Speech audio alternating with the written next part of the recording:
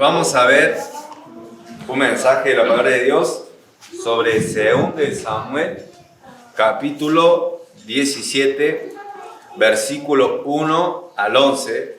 Vamos a estar leyendo esa porción de la Escritura, pero vamos a estar más que nada haciendo referencia a 1 de Samuel, capítulo 17. 1 de Samuel, capítulo 17. Vamos a estar haciendo referencia a la historia que está en el Antiguo Testamento, una de las historias más conocidas de la Biblia y a nivel conocida a nivel secular también. Y es la historia de David y Goliat. David versus Goliat. Y es una referencia entre los pequeños que le ganan a los grandotes, ¿no? A los gigantes. Es siempre cuando se hace referencia a David y a Goliat, es justamente por causa de ellos.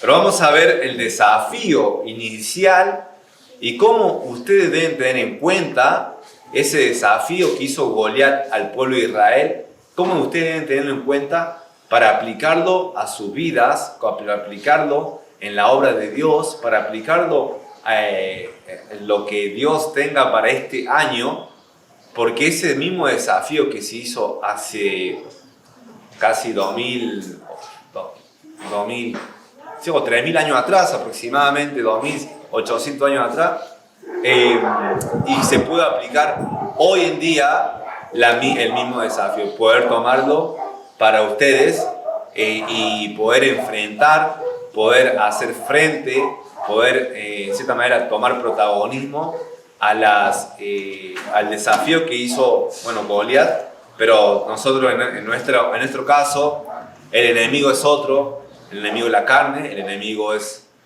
Satanás, el enemigo es el mundo.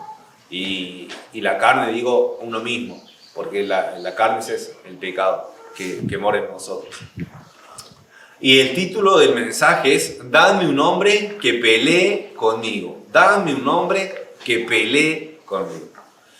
Y vemos que así como hubo en el tiempo de ahí que hizo Goliat el desafío, hoy en día hay una falta de hombres y mujeres que responden al desafío. Una falta de hombres y mujeres que respondan a ese desafío que hizo Goliat. Que él quería, en cierta manera, a alguien para pelear con él, pero no lo hubo. Entonces este mensaje se basa en que nadie quiso enfrentar al gigante, nadie se atrevió a pelear con el gigante. Durante 40 días y día y noche Goliat desafió al ejército de Israel para pelear, pero nadie respondió a la invitación que Goliat hizo una y otra vez, durante la mañana y durante la tarde. Nadie quiso enfrentar al gigante. ¿Cuáles eran las razones? Y hoy vamos a ver 3 razones de por qué ninguno se atrevió a pelear con Goliat. 3 razones de por qué ninguno se atrevió a pelear con el gigante. Y son 3 razones, 3 verdades que hoy en día también están presentes y que ustedes no quieren enfrentar, no quieren enfrentar el desafío o tomar el desafío justamente por eso. Y yo también incluido, siempre también incluido, pero esas razones están hoy en día presentes en sus corazones. Y que Dios nos dé un corazón como el corazón de David para salir de esa situación, para no ser como esas personas que no se atreven a afrontar el desafío que estaba delante de sus ojos, que estaba allí durante 40 días y de 80 veces en total se le apareció Goliat desafiando. Y nadie dijo nada, todos se quedaron callados. Vamos a orar, vamos a leer primero y después vamos a orar pidiendo la guía del Señor. Y vamos a ver estas razones de por qué nadie quiso levantarse por nombre de Dios. Vamos a leer versículo 1 al 11. Versículo 1 dice: Los filisteos juntaron sus ejércitos para la guerra y se congregaron en Soco, que es de Judá, y acamparon entre Soco y Aseca en Efes Damim. Versículo 2: También Saúl y los hombres de Israel se juntaron y acamparon en el valle de Ela y se pusieron en orden de batalla contra los filisteos. Y los filisteos estaban sobre un monte a un lado, e Israel estaba sobre otro monte al otro lado, y el valle entre ellos. ¿Se pueden imaginar la escena? ¿Se imaginan la escena? Un valle es algo que hace división de una montaña y de otro, o de un relieve y del otro. De un lado estaban los filisteos y del otro lado estaba el ejército de Israel. Y en el valle, bueno, se estaban por enfrentar, pero eso era lo que le dividía. De un lado estaban los filisteos, de otro lado Israel. Esa era la situación, esa era la escena, una guerra, ejército contra ejército. Versículo 4, y ahí empieza la historia. Versículo 4, salió entonces del campamento de los filisteos un paladín, el cual se llamaba, ¿cómo se llama? Goliat de Gat, y tenía de altura 6 codos y un palmo. Y traía un casco de bronce en su cabeza y llevaba una cota de malla, y era el peso de la cota 5.000 ciclos de bronce. Sobre sus piernas traía grebas de bronce y jabalina de bronce entre sus hombros. El asta de su lanza era como un rodillo de telar, y tenía el hierro de su lanza 600 ciclos de hierro, e iba su escudero delante de él. Verso 8. Y se paró y dio voces a los escuadrones de Israel, diciéndoles: ¿para qué os habéis puesto en orden de batalla? ¿No soy yo el filisteo y vosotros los siervos de Saúl? Escoged entre vosotros un hombre que venga contra mí. Verso 9. Si él pudiere pelear conmigo y me venciere, nosotros seremos vuestros siervos, y si yo pudiere más que él y lo venciere, vosotros seréis nuestros siervos y nos serviréis. Y añadió el filisteo: hoy yo he desafiado al campamento de Israel, dadme un hombre que pelee conmigo. Verso 11. Oyendo Saúl y todo Israel estas palabras del filisteo, se turbaron y tuvieron gran miedo. Vamos a orar. Padre, gracias por tu palabra, porque es viva y eficaz y es más cortante que toda espada de doble filo. Señor, la predicación nunca debe ser reemplazada en la iglesia, nunca debe ser reemplazada. Nunca los hermanos deben pensar, como tal vez alguna vez pueden poner en duda, que quedarse en su casa es mejor que venir a la iglesia, y que escuchar un mensaje en la radio o estar pasando tiempo sola es mejor que escuchar tu palabra. Que nunca pase por su cabeza eso, y si pasa, Señor, quítalo eso, Señor, porque la predicación es sobre tu palabra, Señor, y toda la escritura es inspirada por ti, Padre, y es útil, Señor, es útil para para redarguir, para corregir, para enseñar, para instruir en justicia, Padre, para dar madurez, y eso es lo que el fin, el propósito, Padre. Así que te ruego, Señor, para que el mensaje de hoy pueda llegar a impactar a los corazones de los que están aquí presentes, Padre, y puedan hacer lo suyo el mensaje y ponerlo por obra, y que no sean oidores olvidadizos, que no se le entre por un oído y salga por el otro. Quita toda indiferencia, Señor, quita toda barrera, todo obstáculo, todo pecado, Señor, toda preocupación, todo afán que pueda haber en los corazones y en las mentes, para que puedan recibir con mansedumbre la palabra implantada, la cual puede salvar a cada uno de los que están aquí presentes, Padre.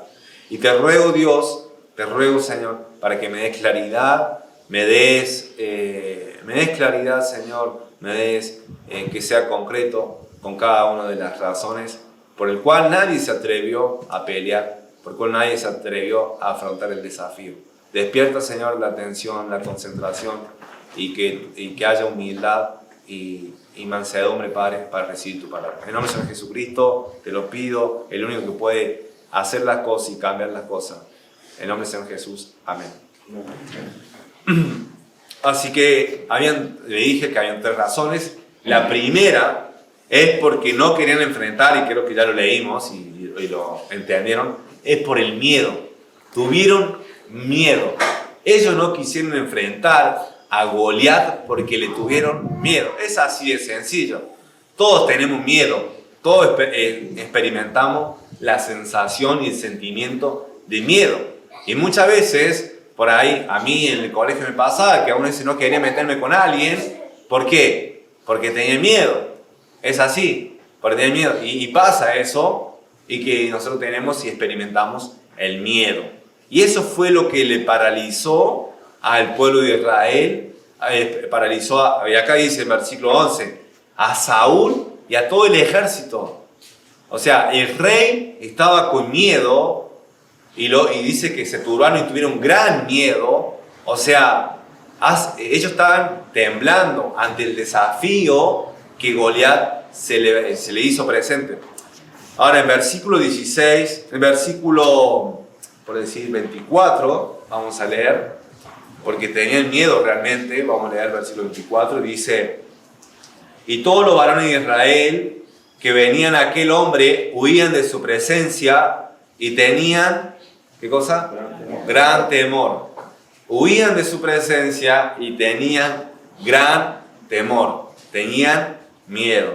Ahora, versículo 32, miren, escuchen, dice: y dijo David a Saúl: no desmaye el corazón de ninguno a causa de él.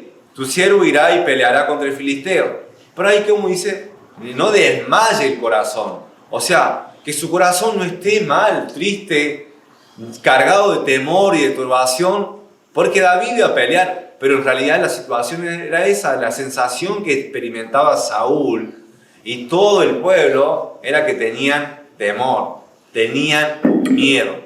Así que esa es la primera razón de por qué no querían enfrentar, de por qué ninguno se quería parar y decir al gigante: hey, ¿qué pasa? Como David lo hizo. ¿Qué te pasa? ¿Por qué venís y provocas al Dios de los escuadrones, al escuadrón del Dios viviente?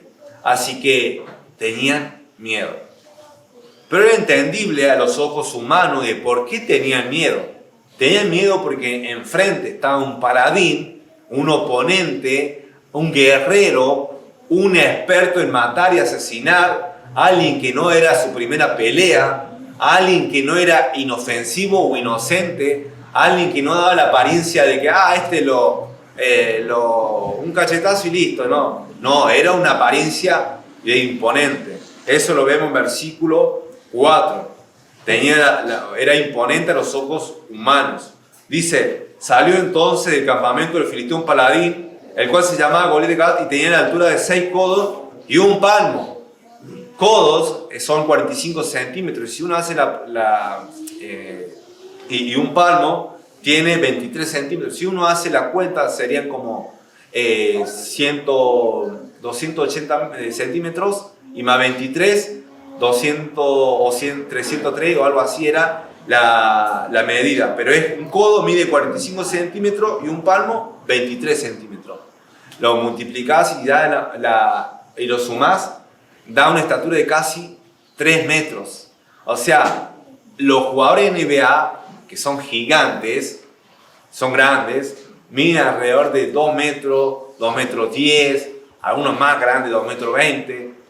Pero, y también son flacos. Pero uno también ve a los luchadores de sumo, ¿cómo son? Son grandotes, o sea, tienen mucho peso, pesan alrededor de 300, 400 kilos, pero no es que están ahí en su cama, postrados, no pueden hacer nada, sino que tienen 300, 400 kilos, ¿para qué? Para pelear.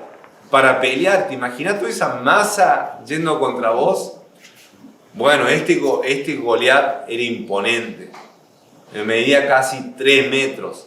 Y no solamente era imponente a los ojos humanos, en apariencia, sino que también era invencible también en un sentido, porque tenía mucha armadura. Versículo 5 dice: traía un casco de bronce en su cabeza y llevaba una cota de malla, y era el peso de la cota 5.000 ciclos de bronce.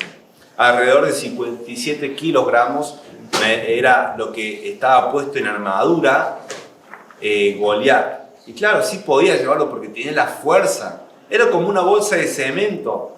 Yo levanto una bolsa de cemento cuando estaba en la construcción. La primera vez que levantaba la bolsa de cemento y me temblaban los pies, me temblaban las patitas, como puedes decir, y la llevaba y la descargaba, o una bolsa de harina.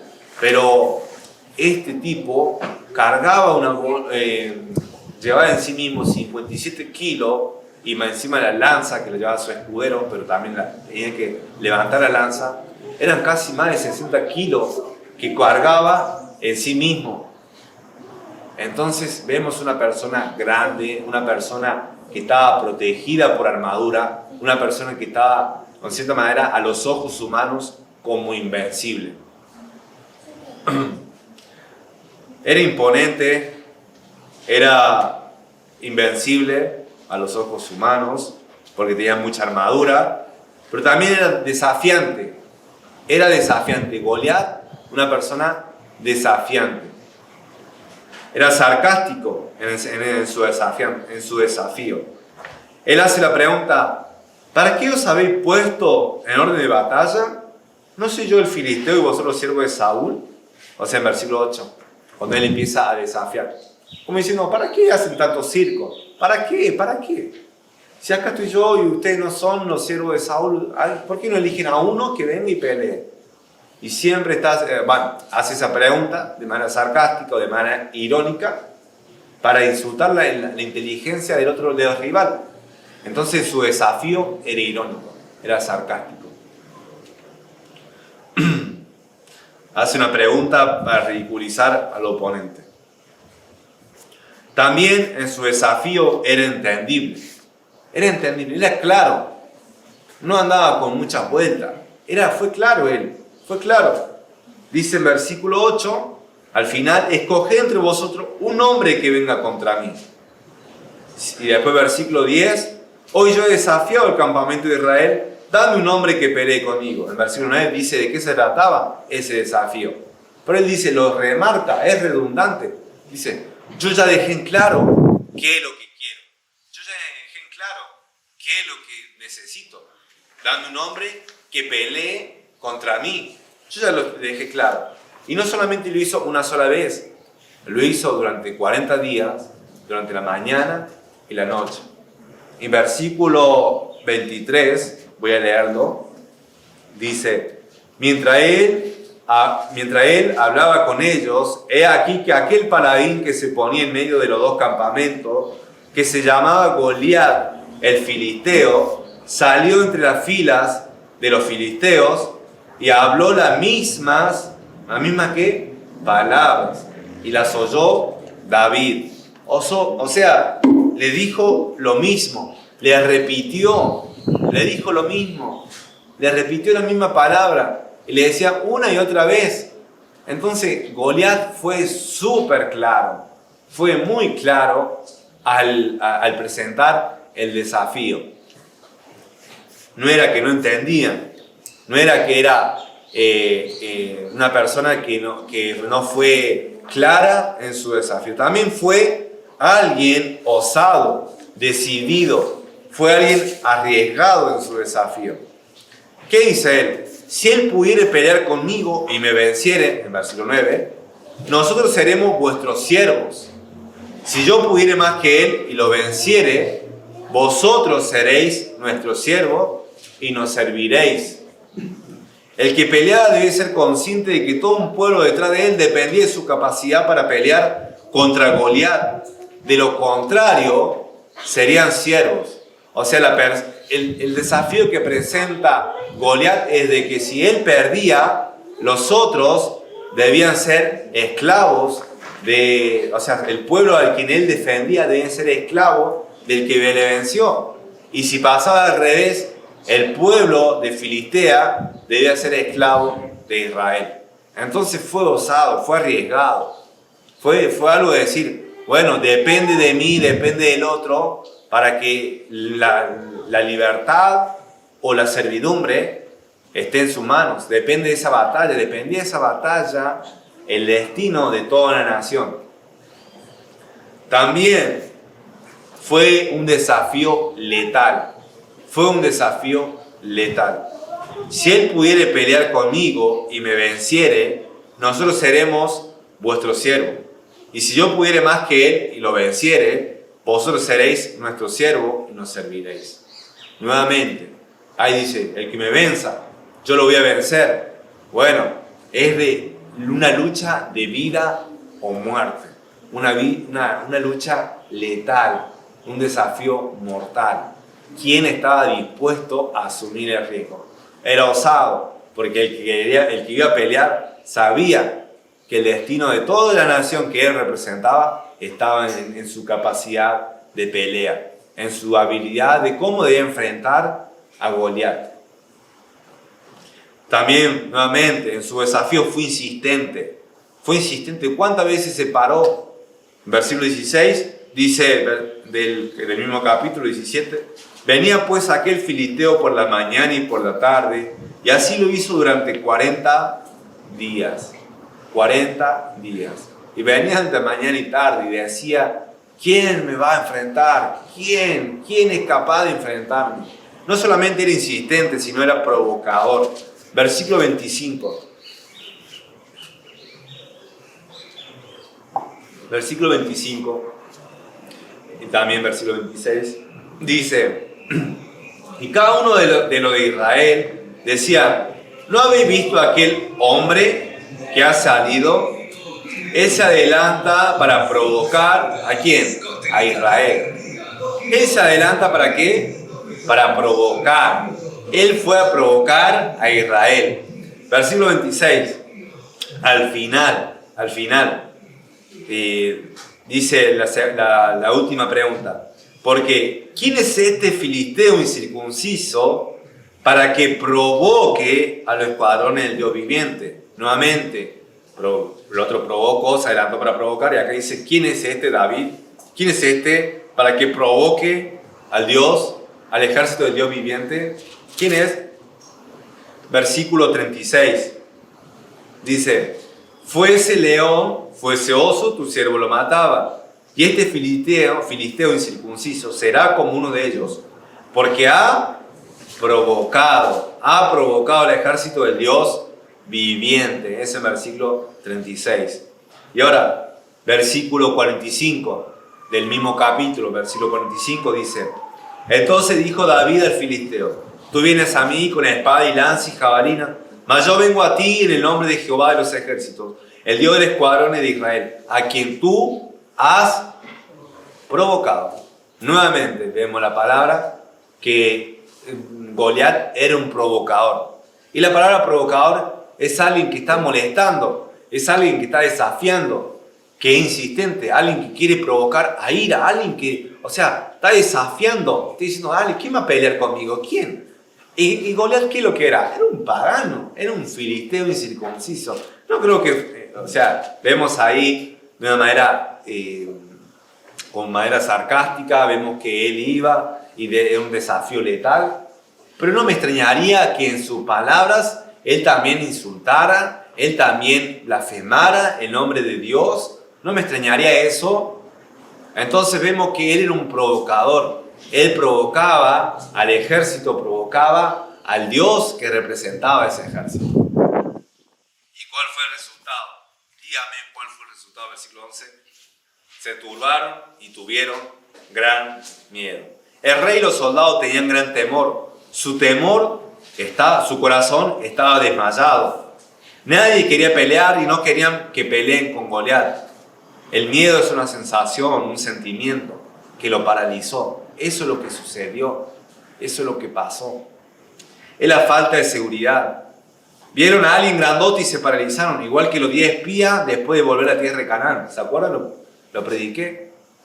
Que los 10 espías vinieron y dieron un informe y dieron una conclusión totalmente distinta a lo que Caleb y Josué lo decían. Josué y Caleb decían: vamos, podemos. Y ellos: no, somos como langosta, ellos son como gigantes, nos van a pisar. Así de fácil.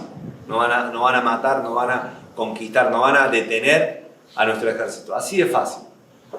Entonces ellos tenían temor. El miedo es paralizante. Ellos vieron y enfatizaban en lo que veían. Y vieron un grandote, vieron a alguien cargado de armadura. Vieron que no le podían entrar por ningún lado.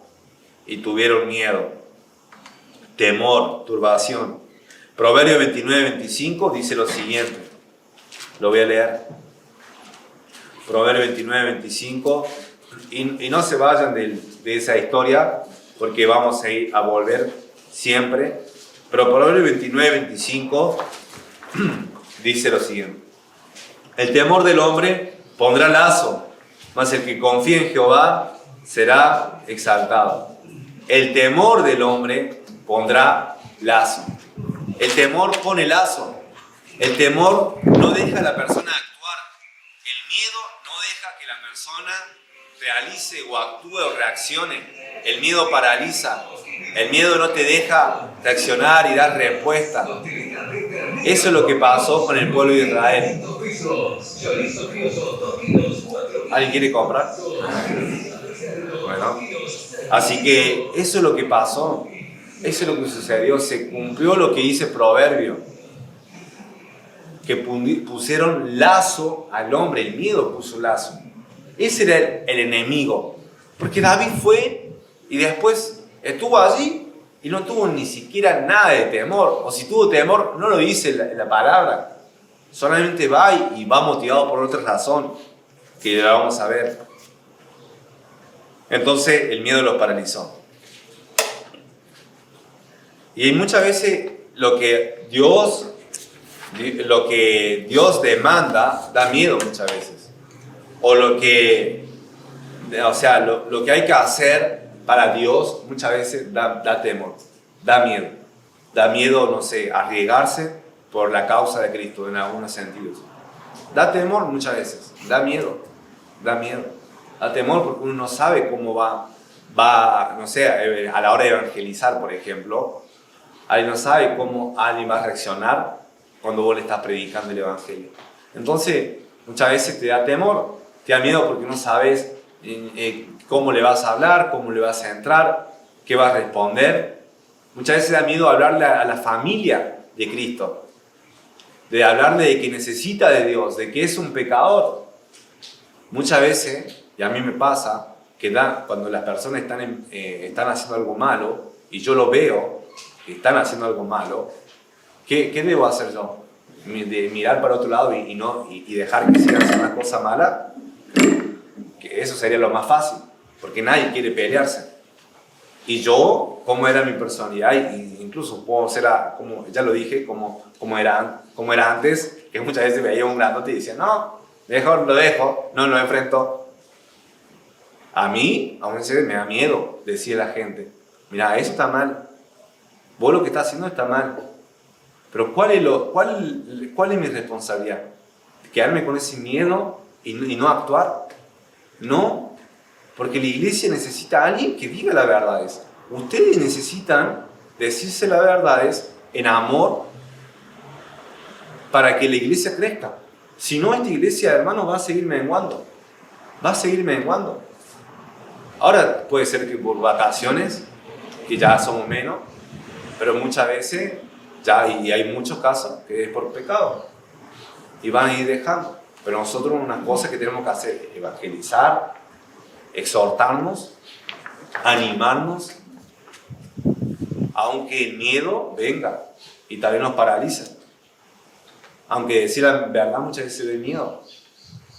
Martín Lutero, tal vez no conocen a Martín Lutero, pero Martín Lutero fue un monje, era católico, después se convirtió leyendo Romanos capítulo 1, versículo 17, que ahí le aparece, el justo por la fe vivirá. El justo por la fe vivirá. Y eso transformó su corazón, transformó su mente. Pero saben, tenía toda la oposición de la iglesia. Y le dijeron a Martín Lutero en un juicio, le pusieron todos los libros, todos los escritos que él había escrito contra el papado y contra la iglesia católica. Le dijeron, ustedes pueden ver la película, la escena, lo hacen muy gráfico, porque eso es la película, gráfica, lo que sucedió. Todo rodeado de personas compuestas, obispos, arzobispos, sacerdotes, personas que eran muy, muy inteligentes, pero sobre todo que que estaban adheridos a ese sistema. Y le dijeron, Martín Lutero, ¿te retractas? ¿Te retractas de lo que has escrito?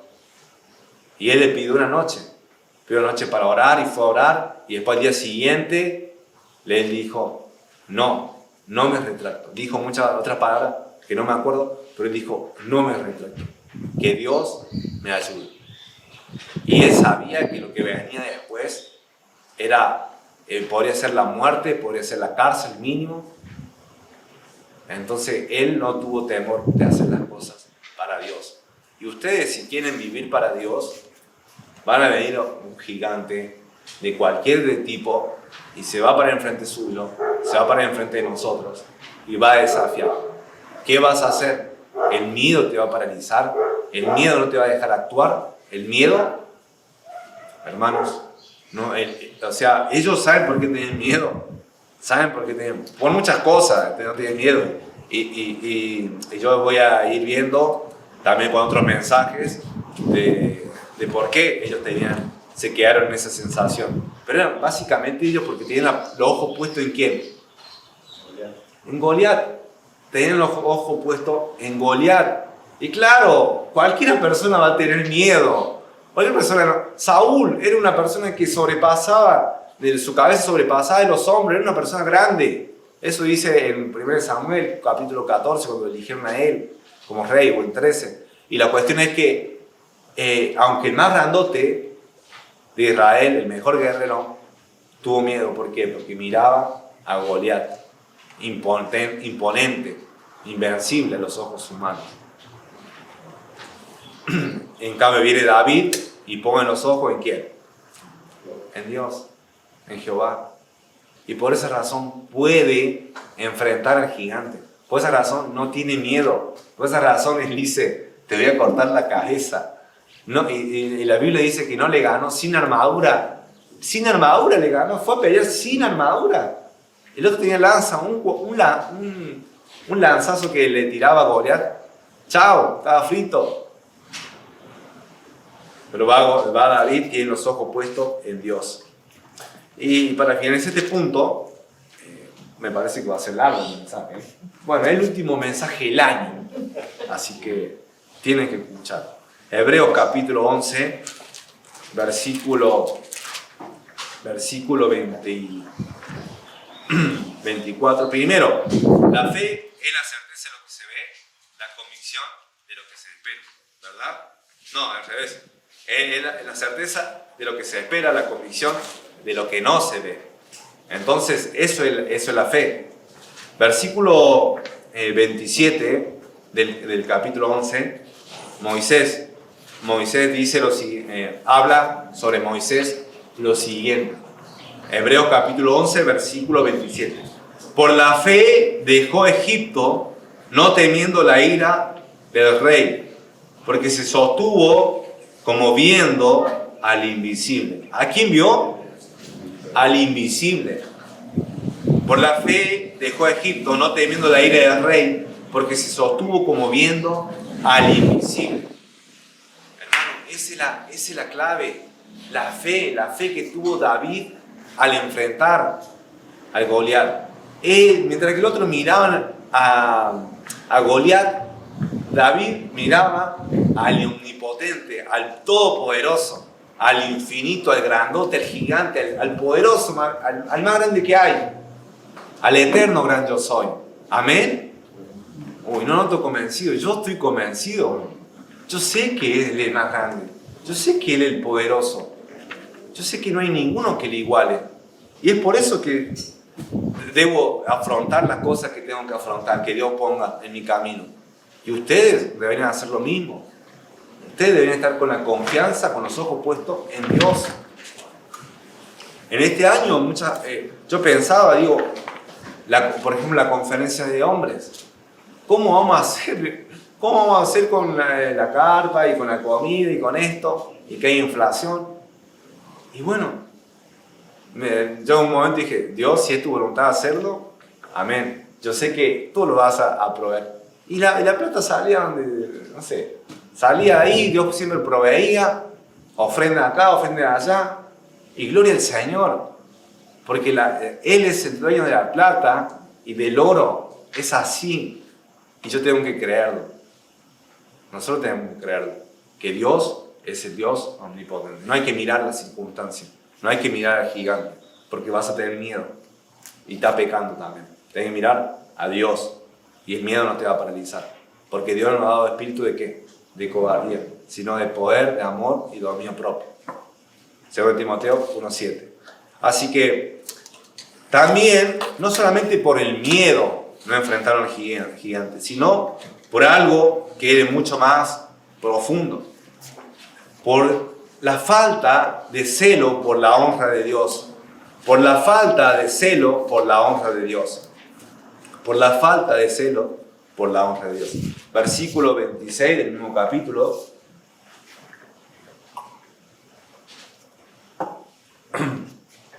Dice, entonces habló David a los que estaban junto a él, diciendo, ¿qué harán al hombre que venciere este filisteo y quitare el oprobio de Israel? Porque ¿quién es este filisteo incircunciso para que provoque el escuadrón del Dios viviente? Israel era representante de Dios en la tierra en ese momento. Ahora el representante de Dios en la tierra, ¿quién es? En la iglesia. En 2 Corintios capítulo 5, versículo 18 en adelante dice que nosotros somos embajadores de Cristo y que Dios está rogando por medio de nosotros que el pueblo, que la gente, que los pecadores se reconcilien, reconciliados con Dios. O sea, Dios ruega por nosotros, a la gente incrédula, reconcíliense. Entonces nosotros somos representantes de Dios en la tierra. Grábalo, porque si sos un hijo de Dios, tenés el Espíritu Santo que mora en vos, sos templo de Dios, somos templo del Espíritu Santo, no somos dueños de nosotros mismos, somos embajadores de Él, nuestra identidad está ligada a Cristo, y cuando la gente te ve mal, te ve pecando, te ve haciendo las cosas mal, o ve las cosas que están para atrás o destruidas de desorden, y no ven, y van a blasfemar al nombre de Dios. Y entonces, ahí vemos que en esta época, porque ya me fui, pero en esta época, Israel, cuando estaba pecando, Israel, cuando era, como quien diría, desafiado por otro pueblo, los otros pueblos veían y decían, ¿es el Dios de Israel? ¿Es el Dios de Israel? Para eso sigo con mis ídolos. Mis ídolos tendrán más poder. Y vemos que en Samuel, en 1 Samuel, hay esa batalla. Hay un elemento que representaba antes de que hubiera un monarca, que era el tabernáculo. Era el tabernáculo. Y una vez lo capturaron los filisteos del tabernáculo.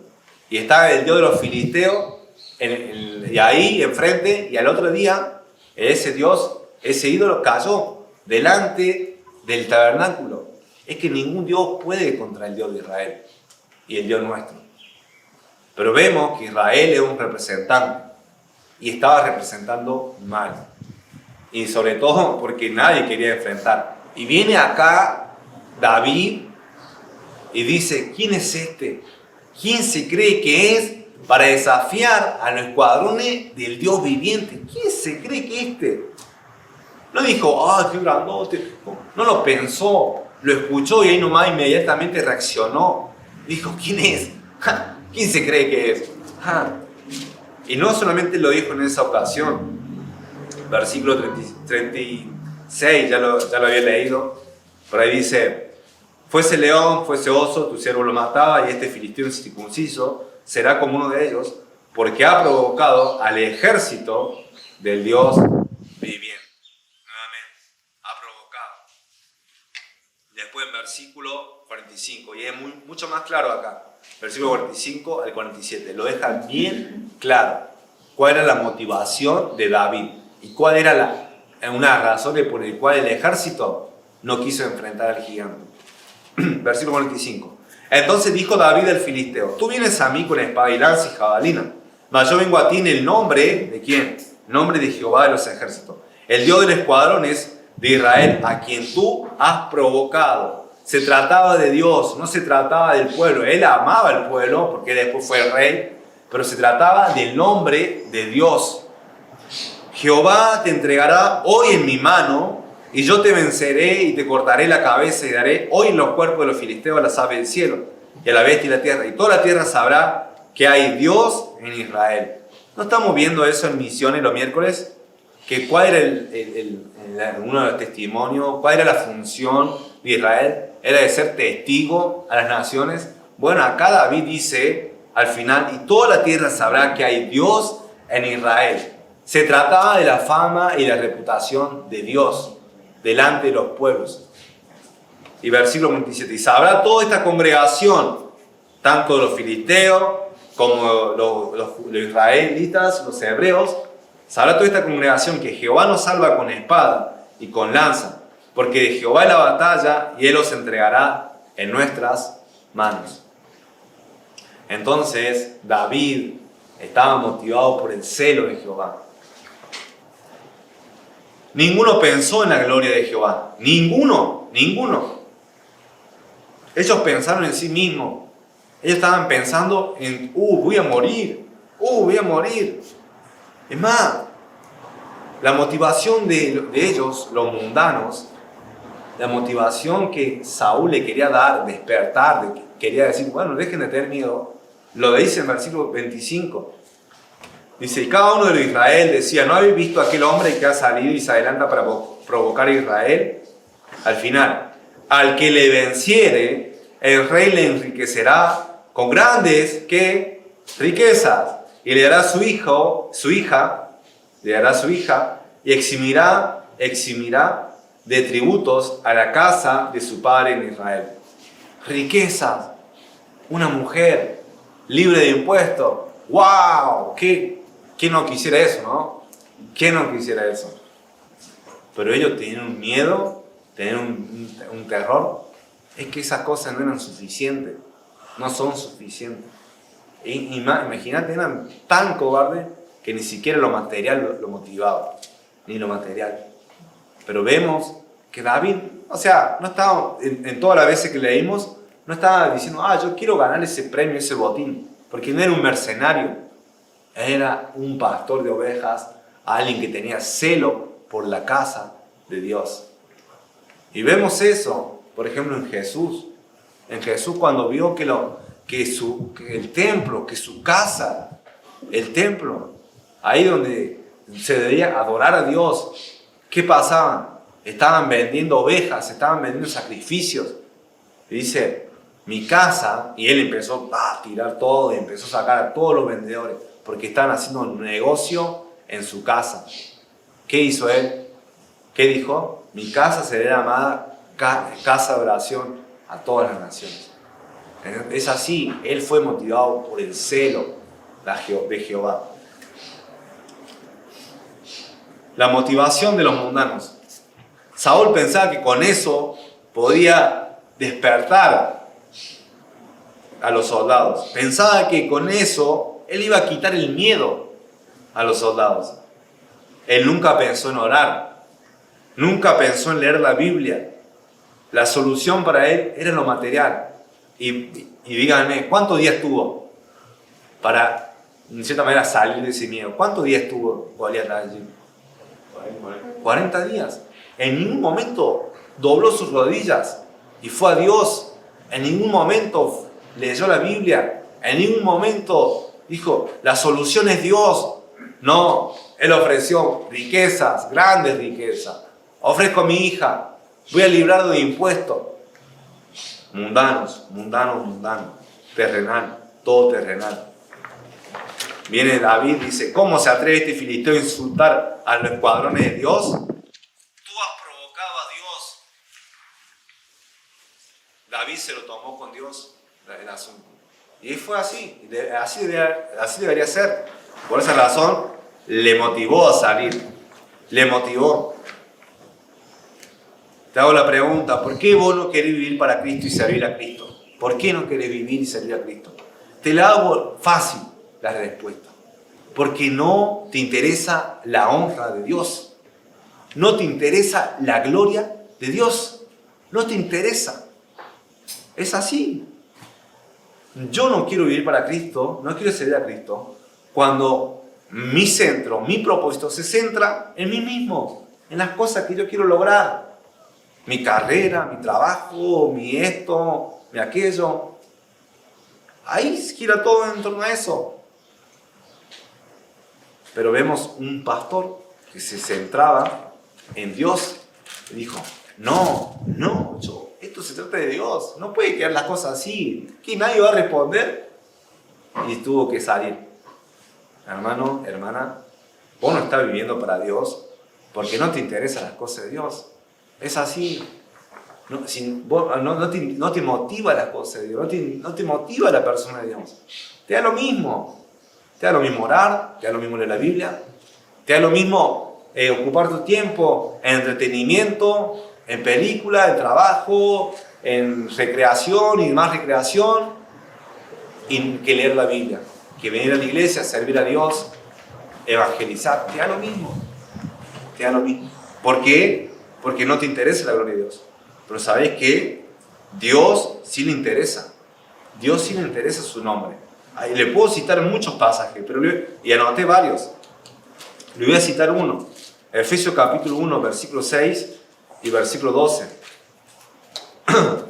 Efesios capítulo 1, versículo 6 y versículo 12.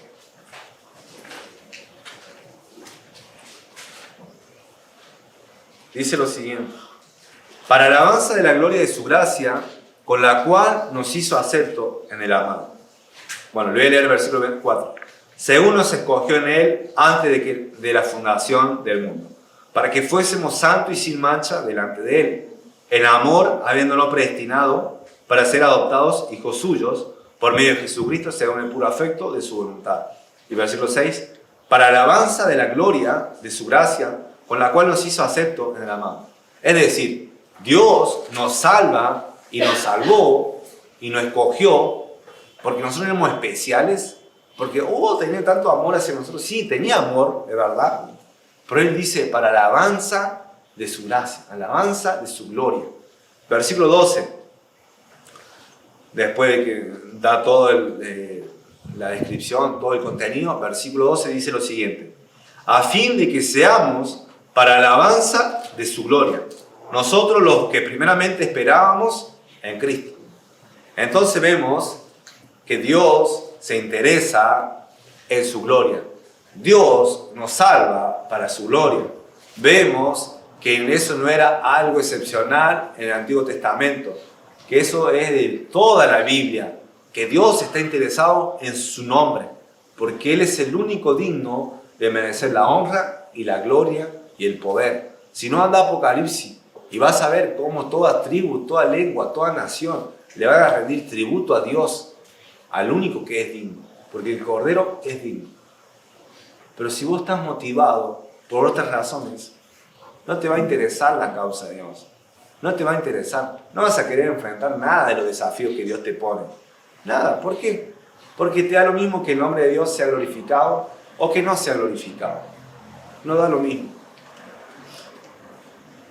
El pueblo soportó 40 días que Dios sea provocado, sea blasfemado, sea ninguneado, sea chicaneado.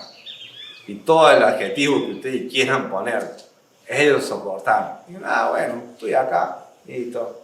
¿Quién quiere pelear? A ver, ¿quién? El rey que pelee, el más grande. Todos se miraban así, tenían miedo, nadie quería dar un paso al frente.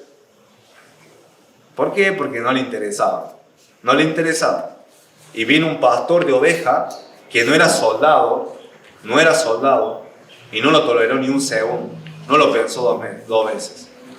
Así que, hermano y hermana, si vos estás viviendo una vida que no agrada al Señor, es porque, versículo 2, porque te falta celo por la honra de Dios. Te falta celo por la gloria de Dios. Si yo no vivo para Dios, es por eso. Porque digo, no es tan importante el nombre de Dios. No es tan importante que Dios sea glorificado. No es tan importante que los demás vean que yo soy sal y luz en esta tierra. No es tan importante. Entonces, vivo como se me dé la gana. Punto 3. También una de las razones es por mundanalidad. Vemos que, primero, por miedo no quisimos enfrentar. Segundo, porque tenía una falta de celo por la honra de Dios. Y vemos, tercero y último, y ustedes veo el alivio de sus caras. Dicen, por fin. Pero no se contenten tan rápido. Vamos a ver el tercero. Por mundanalidad. Por mundanalidad nos dicen. Versículo 23, 28 y 29.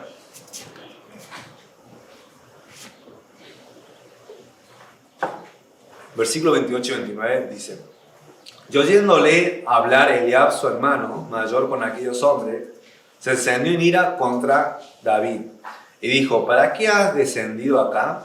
¿Y a quién ha dejado aquellas pocas ovejas en el desierto? Yo conozco tu soberbia y la malicia de tu corazón, que para ver la batalla has venido. David le respondió, ¿qué he hecho yo ahora? ¿No es esto mero hablar? Vemos que el ejército estaba rodeado de personas que también estaban en pecado. Eran pecadores, igual que todos, pero eran personas que no eran espirituales. Por esa razón, nadie puso los ojos en Dios. Ellos tenían pecado en su corazón.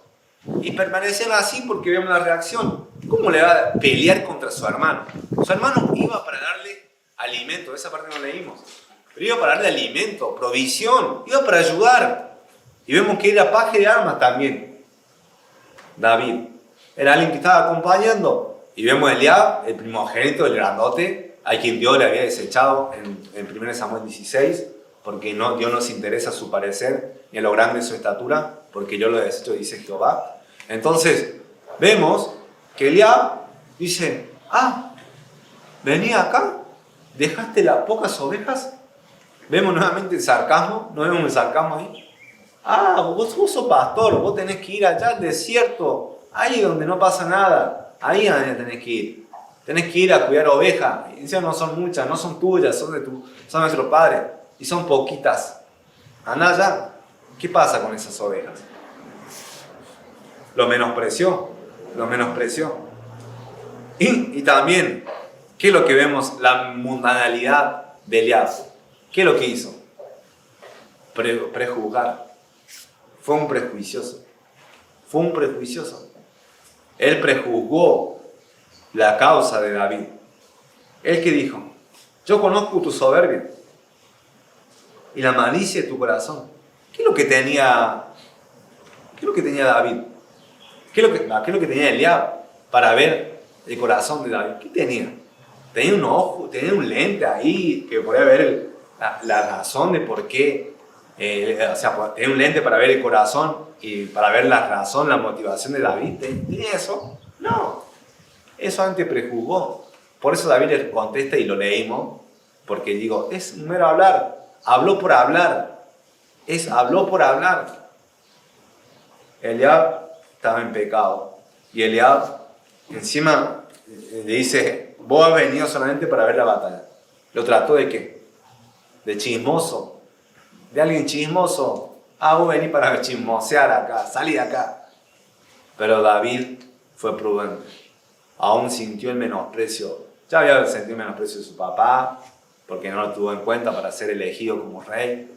Había sentido el menosprecio de ser, no digo de ser pastor, pero lo trató así como de nada, de su hermano. Y ahora vemos también de Saúl. Saúl también era mundano y estaba mal.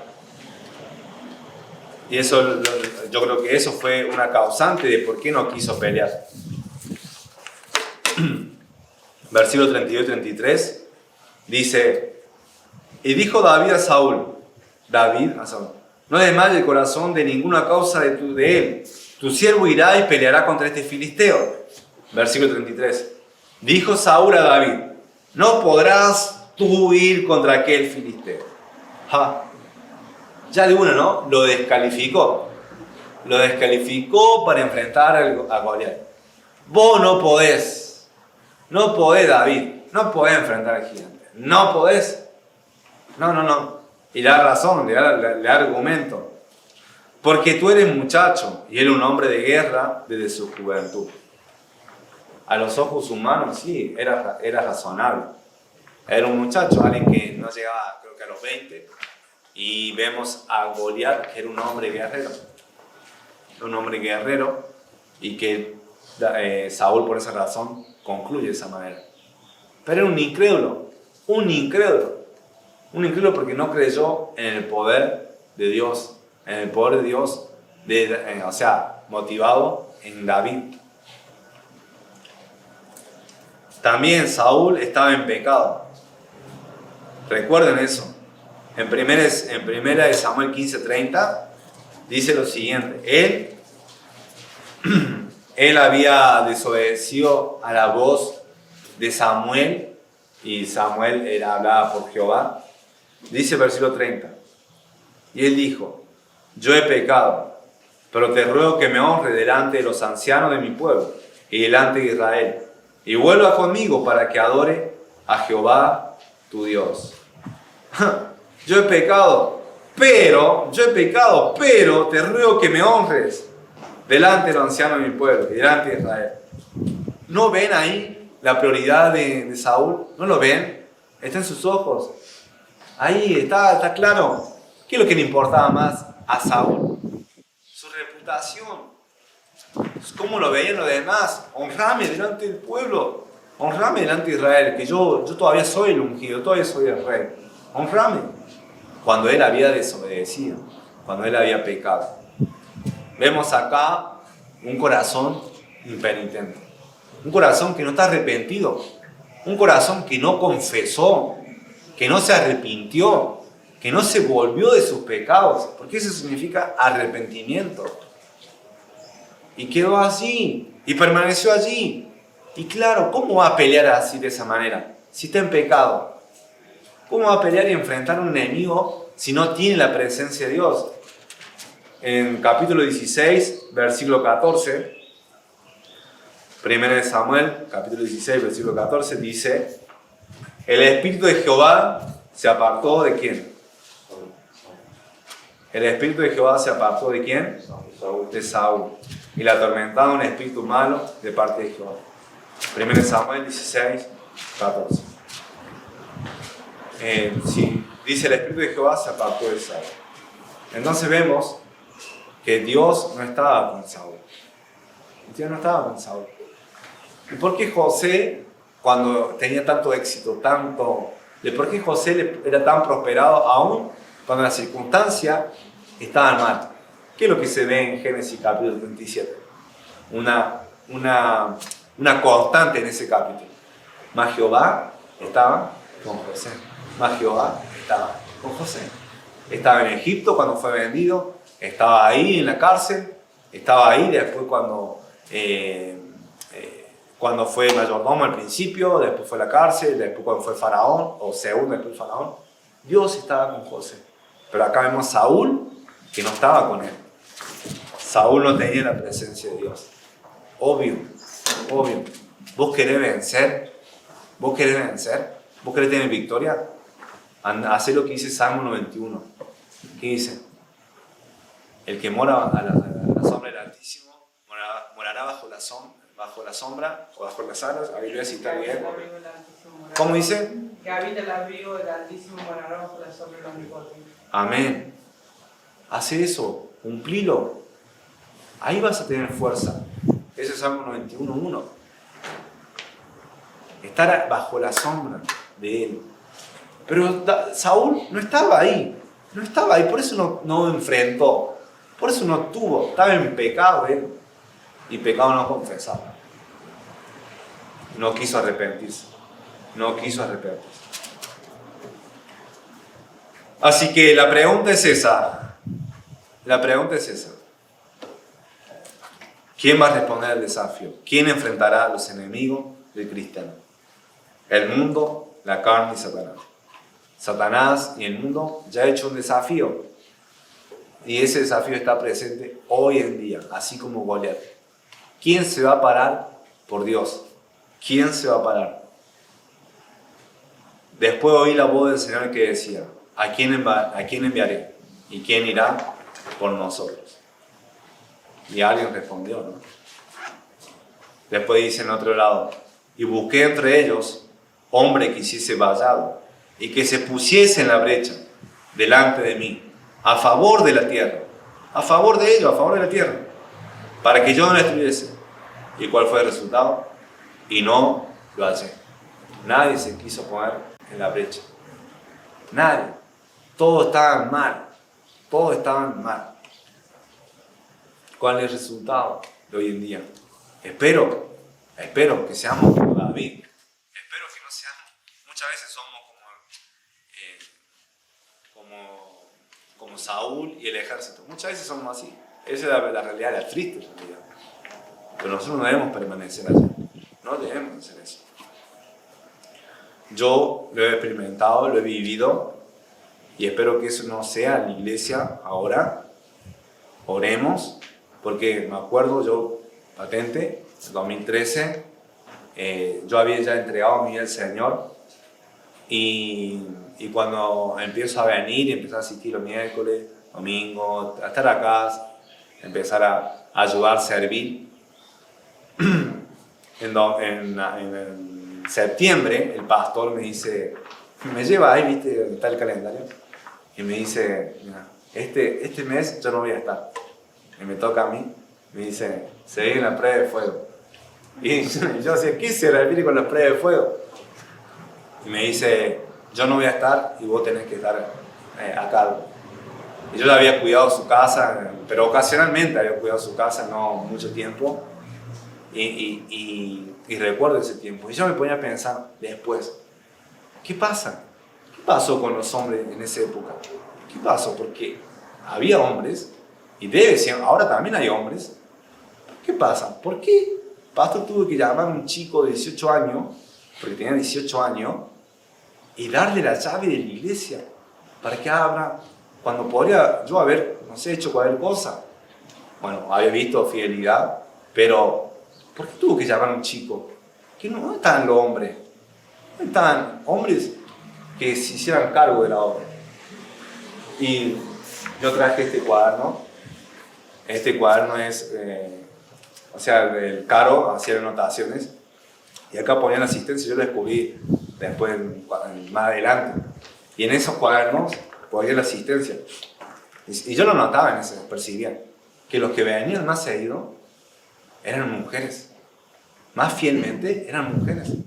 Yo sé que la asistencia puede ser algo superficial, porque uno puede venir y su corazón no estar acá. Eso es real.